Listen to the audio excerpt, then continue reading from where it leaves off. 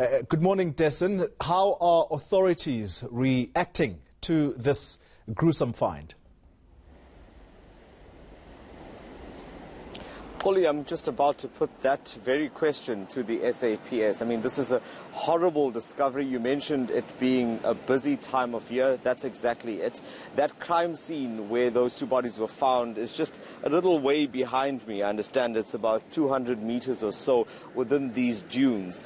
Now, these dunes are located just outside the Suncoast complex, and this is off to the side of the Durban promenade. But let's get straight to it. I've got Brigadier Jay Naika of the SAPS with me. Jay, I know that details are very limited at the beginning. All we know is that two people were murdered. But what could be the possible motive here? That's the first part. And secondly, what was the relationship between the two? Yeah, look, it's very scary because this area is very well policed. We have police officers from the SAPS, Metro Police, as well as the security companies that patrol this promenade. This discovery was made by a vagrant who had passed by earlier on as he collects cardboard and plastic from this area, which he sells off for recycling. So he indicated to us that when he reported the incident that he had been past this area and there was nobody there. And a few hours later, when he went past the second time, he discovered the bodies. From what we can gather, we don't have the relationship with the victims at this stage. We've been able to identify the woman as her handbag was found close to her body, and we've been in touch with their relatives. The man remains unidentified at this stage.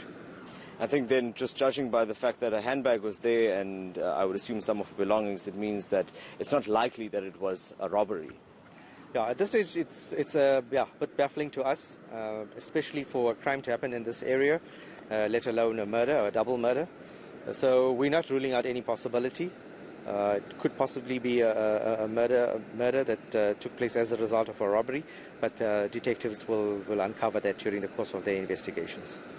Jay, I think the big question is that the festive season is upon us. The SAPS has launched its festive season operations not long ago. Very simply, this is a very busy area generally, not necessarily where the crime took place. How safe are tourists and beachgoers during this time? Yeah, like I said, we're quite baffled by this because the policing in this area is very high. We have SAPS police officers from Metro, as well as security companies that are patrolling this promenade. Even as we drove in this morning, we would have noticed that there was Metro police officers driving in vehicles as well as on foot patrols in this area. So people are generally safe, and we don't have incidents reported in this area.